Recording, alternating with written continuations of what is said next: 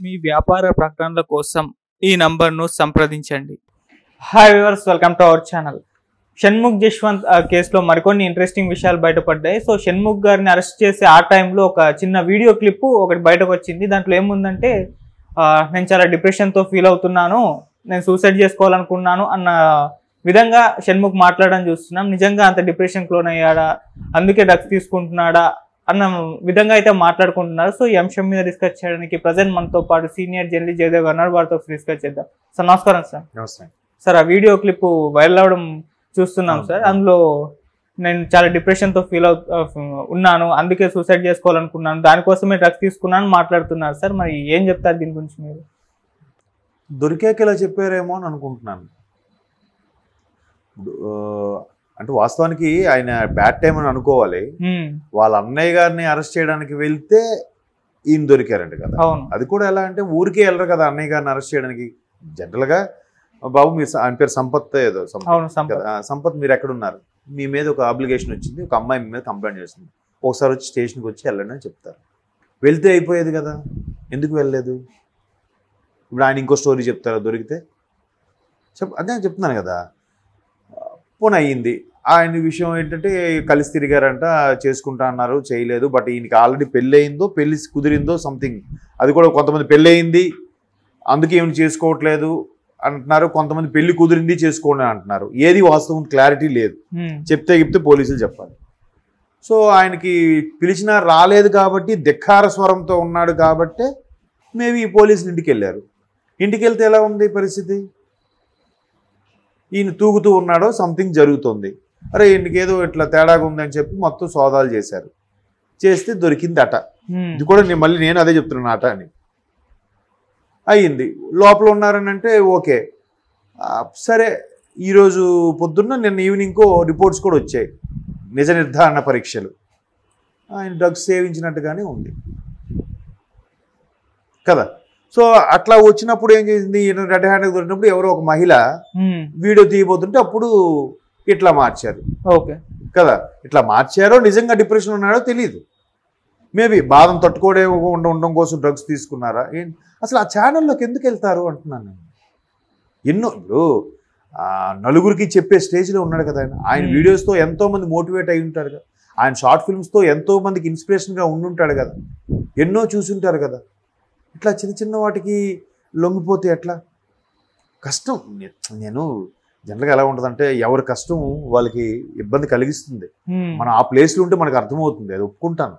కానీ కుటుంబం ఇవన్నీ ఒకసారి గుర్తెచ్చుకొని కంట్రోల్ చేసుకొని ఉండడం కరెక్ట్. బట్ అది అంతమంది చెప్తుంటారు, ఎవరి లైఫ్ ఎలా ఉంటుందో చెప్పలేం. ఎందుకంటే గతంలో కూడా ఇలాగే సూసైడ్ అటెంప్ట్ అంటే ఆ టాపిక్ వచ్చి చెప్తున్నాను. ఉదయకరణ గారు ఎందుకు అలా చేసుకున్నారని చెప్పి రంగనాథ్ గారు మాట్లాడారు. కానీ అదే రంగనాథ్ గారు సూసైడ్ చేసుకున్నారు. మీకు తెలుసా స్టోరీ? ఉదయకరణ గారు సూసైడ్ చేసుకుంటే ఆయన రంగనాథ్ గారు ఒక ఛానల్కి ఇచ్చిన ఇంటర్వ్యూలో, అరే ఉదయకరణ మంచి కుర్రాడబ్బా, ఎందుకు బోల్డ్ ఎందుకు అలాగా, చాలా లైఫ్ ఉంది, సూసైడ్ చేసుకున్నాడు, ఇదే జీవితమా? కాదు కదా అనుకొని, అంటే మరి ధైర్యంగా ఉండాల్సిందని చెప్పి నేనుంటే నేను అలా చేసుకుని ఇచ్చేవాడిని కాదని ఈయన స్టేట్మెంట్ ఇచ్చారు. బట్ ఈయన సూసైడ్ చేసుకుని చనిపోయాడు రంగనాథ్ గారు. అప్పట్లో చాలా వైరల్ అయింది. అంటే ఎవరు మైండ్ సెట్, ఎవరి పరిస్థితి ఇలా మారితే చెప్పలేం. ఇప్పుడు నువ్వే కావాలి సినిమాకి ఇద్దరు హీరోలు వచ్చారు, తరుణ్ ఒకరు, సాయి కిరణ్ ఒకరు. తరుణ్ ఇప్పుడు సినిమాల్లో లేరు, ఫేడ్ అవుట్ అయిపోయారు. సాయి కిరణ్ కొన్ని సినిమాలు చేశాక ఫేడ్ అవుట్ అయ్యి సర్లే నాది అయిపోయింది అనుకోని ఊరుకోకుండా చక్కగా సీరియల్స్ చేసుకుంటున్నాడు. ఆయన డైవర్ట్ అవ్వచ్చు కదా. ఉదయకరణ అలా చేయలేదు. ఆయనకి ఏమనిపించిందో, ఆయనకి ఇంకే సమస్యలు ఉన్నాయో, అరే ఒక్కసారి ఎంత ఇమేజ్ ఉంది, ఒక్కసారి నన్ను ఎవరు పట్టించుకోవటం ఫీల్ అయ్యాడో ఏంటో చెప్పలేం. సో ఏదైనా కానీ కొద్దిగా అలాంటప్పుడు రిహాబిలేషన్ సెంటర్కి వెళ్ళడమో, లేదంటే ఒక ఆధ్యాత్మిక గుడికి వెళ్ళడమో, లేదంటే హిమాలయాలకు కొంతమంది సన్యాసుల దగ్గరికి వెళ్తారు, వాళ్ళ దగ్గరికి వెళ్ళి ఒక ప్రేయర్ చేయడము మౌట్ చేసుకోవాలి. ఓకే. అట్లా నేను ఏడుకు కూడా ఏడ్చేశాడు. చూసారా మీరు వీడియో?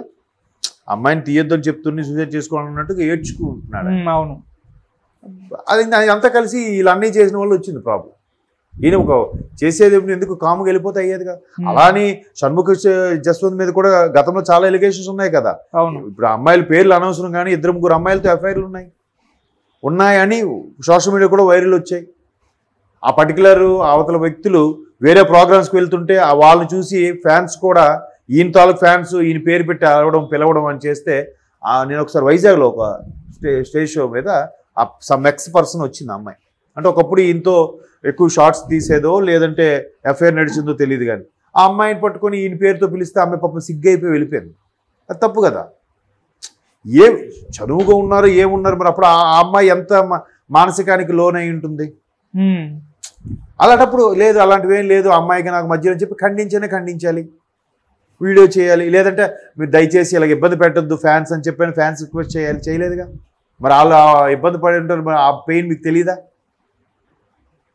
వాళ్ళ అన్నయ్య కూడా అలాగే చేశారు. అమ్మాయి ధైర్యంగా అన్ని ప్రూఫ్స్తో వచ్చిందంటే విట్నెస్ లేకుండా రాదుగా. ఇంటికి వెళ్ళారు అరెస్ట్ చేయాలంటే ఈయన మర్యాదగా స్టేషన్కి వెళ్ళిపోతే ఈ ప్రాబ్లం ఉండేది కాదుగా, ఈయన తమ్ముడు దొరికేవాడు కాదుగా. ఇప్పుడు వీళ్ళ వల్ల తల్లిదండ్రులకి ఎంత మానసిక క్షోభ, అది ఆలోచించరా? అంటే ఇవన్నీ కూడా నేను ప్రశ్నించేస్తున్నాను కాదు, ఒక్కొక్కరు ఒక్కొక్క యాంగిల్ ఉంటుంది, ఒక్కొక్క సమస్య ఉంటుంది. దానికి ఇవే పరిష్కారం అంటే మనం ఏం చేయలేం. ఆ పర్టికులర్ స్టేట్ ఆఫ్ మైండ్ బట్టి వెళ్ళిపోతూ ఉంటారు. ఓకే, కాబట్టి ఆయన డ్రగ్స్ తీసుకోవడం ఎందుకు పోనీ ఇప్పుడంటే సూసైడ్ చేసుకోవాలనుకున్నాను డ్రగ్స్కి అడిక్ట్ అయ్యాను అన్నారు. సరిగ్గా ఒక 1.5 years బ్యాక్ 2 years బ్యాక్ కూడా ఇలాగే ర్యాష్ డ్రైవింగ్ అనేది చూసి అబ్జర్వ్ చేసి పట్టుకుంటే డ్రంక్ అండ్ డ్రైవ్లో దొరికారు కదా. మరి అప్పుడు కూడా ఇదే స్టేట్మెంట్ ఇచ్చారు ఆయన. అప్పుడు కూడా ఇట్లా డ్రైవ్ చేయడానికి కారణం ఇందులో ఏదో ఇన్వాల్వ్ అయ్యి ఉన్నానని కూడా పోలీసులు చెప్పారు, కానీ బయటికి ఎక్కడికి పొక్కలేదు. మరి అప్పుడు దాన్ని ఏమంటారు? దొరికితే ఎట్లా గేర్ మార్చారు అనుకోవాలా, లేదా నిజంగా సమస్య ఉంది అనుకోవాలా? వాళ్ళ వెర్షన్ ఏంటి మనకు తెలియదు. కాబట్టి అంటే యంగ్ జనరేషన్ ఇప్పుడు అప్కమింగ్ వచ్చే వాళ్ళందరూ కూడా, పైగా ఆయన బిగ్ బాస్ 5 or 6 రన్నర్ కాదు కూడా. అంటే ఏంటి, మంచి మెంటాలిటీ అనే కదా. రన్నర్ వరకు వెళ్ళాడంటే అంతమంది 20 మంది సభ్యుల నుంచి మెల్లగా ఒక్కొక్కరితో అందరితో డీవియేట్ అవ్వకుండా ఒక మంచి బిహేవియర్ ఉన్నోడు కదా ఆ ప్లేస్కి వెళ్తాడు. వెళ్ళాడంటే మంచి బిహేవియరే కదా. మంచి బిహేవియర్ ఇలా ఎందుకు, ఇంకా బోల్డ్ లైఫ్ ఉంది ఆయన. ఇంకా బుల్లి తెర నుంచి పెద్ద తెరలోకే రాలేదు నాకు తెలిసి. బిగ్ స్క్రీన్కి వచ్చిన తర్వాత నేము ఫేము డబ్బు అన్నీ వచ్చిన తర్వాత అప్పుడు ఇలా పక్కతో పట్టారని అర్థం ఉంది. ఇంకా స్టార్టింగ్ కదా, బోల్డ్ కెరీర్ ఉంది. ఆయన చాలా షార్ట్స్ కూడా చూశాను యూట్యూబ్లో కూడా. ఆయన డ్యాన్స్ బాగా చేస్తాడు, మంచి పెర్ఫార్మెన్స్ చేస్తాడు, యాక్టింగ్ బాగుంటుంది. అలాంటప్పుడు జాగ్రత్తగా కాపాడుకోవాలి. ఇదే చాలా రాంగ్ స్టెప్ వేస్తూ ఉంటారు. అందుకే చాలామంది ఇదే టాపిక్ వచ్చింది కాబట్టి చెప్తున్నా, ఇండస్ట్రీలో కూడా కాస్టింగ్ రోజు బాగా ఉంది, ఇండస్ట్రీ పర్టికులర్గా సినిమా ఇండస్ట్రీలో ఎక్కువ అంటారు. కాదు, ప్రతి ఇండస్ట్రీలోనూ ఉంది. సినిమా వాళ్ళు సెలబ్రిటీస్ కాబట్టి కొద్దిగా బోతత్తులను పెట్టి చూస్తారు. అదే కాస్టింగ్ రోజుకి లొంగని వాళ్ళు 2-3 సినిమాలు చేస్తే చేశారు, లేకపోతే సైడ్ అయిపోతారు. కాస్టింగ్ రోజుకి లొంగిపోయి కూడా ఫేడ్ అవుట్ అయిపోయిన వాళ్ళు ఉన్నారు. లేదు, జాగ్రత్తగా మేనేజ్ చేసుకుని కెరీర్ స్టార్టింగ్లో ఒక నేమ్ వచ్చాక ఇంకా అలాంటి తప్పుడు పనులు చేయకుండా పద్ధతిగా ఉండేవాళ్ళు పర్ఫెక్ట్గా కూడా ఉన్న వాళ్ళు కూడా ఉన్నారు. అలాగని తప్పుడు పని కాదు, అవకాశం తప్పదు. అక్కడ ఎన్నో ప్రయత్నాలు చేశారు, రాదు, ఆఖరికి దానికి అలా చేస్తే ఓకే ఈ ఒక్కసారికి ఒప్పుకుంటే అవకాశం వస్తుంది కదా, సర్లే ఎవరికి తెలియకుండా చేద్దాం అని. అంతే మాత్రాన వాళ్ళు బ్యాడ్ క్యారెక్టర్ కాదు. మరి మగాడు నువ్వు చేసి నీ బ్యాడ్ క్యారెక్టర్ కాదా? కాబట్టి అలా జాగ్రత్తగా వెళ్ళి తర్వాత ఇంక దీనికి అలవాటు పడ్డాం కదా అని దానికే కంటిన్యూ అయితే ప్రాబ్లం. అవును, గతంలో చాలామంది సీనియర్ ఆర్టిస్టులు కూడా విలాసాలకు అలవాటు పడిపోయి, తాగుడుకు అలవాటు పడిపోయి ఆస్తులు పోగొట్టుకొని ఉన్న లేరా? దానికి బెస్ట్ ఎగ్జాంపుల్ మహానటి సావిత్రి గారు అని కూడా చెప్తారు. ఒకనొక టైంలో ఒక కమల్ హాసన్ గారు ఒక ఇంటర్వ్యూలో కూడా చెప్పారు, ఈ నేము స్ట్రాటజీ ఎన్ని రోజులు ఉంటాయో తెలియదు, నా దృష్టిలో సావిత్రి గారి కంటే నేను గొప్పవాడు కాదు అని చెప్పాడు. ఎందుకంటే ఎప్పుడు మంది మార్పులం, ఆవిడ కారు వెనక మేకప్ మ్యాన్ అసిస్టెంట్, ఆవిడ ఎంత క్యారేజ్తో వచ్చేవారు, ఆవిడ అందరికీ భోజనాలు పెట్టేవారు. అటువంటి మా అమ్మని సావిత్రి అమ్మ అని అంటాడు ఆయన. అమ్మని అలా చూశాను.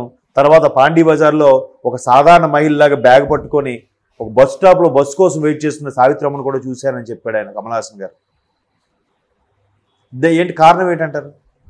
అది మన సినిమాల్లో కూడా చూపించారుగా. కొన్ని రకాల వీటికి అలవాటు అయిపోయి ఆవిడ జీవితం అలా అయిపోయింది అన్నట్టుగా. మరి అలాంటి ఎగ్జాంపుల్స్ తీస్తూ చూపిస్తున్నా కూడా ఇంకా మనం నిగ్రహం లేకపోతే ఎట్లా? సో ఇట్లాంటి వాళ్ళది అలా దొరికిపోయారు కదా అని ఏడ్చారా, లేదు నిజంగా అన్నారనేది వాళ్ళకే తెలియాలి. సో ఇక నుంచైనా ఇట్లాంటి అప్కమింగ్ వాళ్ళు జాగ్రత్తగా ఉంటే మంచిది. ఒక స్టార్ ఇమేజ్ వచ్చాక అప్పుడు ఇంకా అసలు చేయకూడదు, బాధ్యత పెరుగుతుంది. ఇంకా పొరపాటున చిన్న క్లూ దొరికినా ఇష్యూ వస్తుంది. అవును. సో జాగ్రత్తగా ఉండాలి.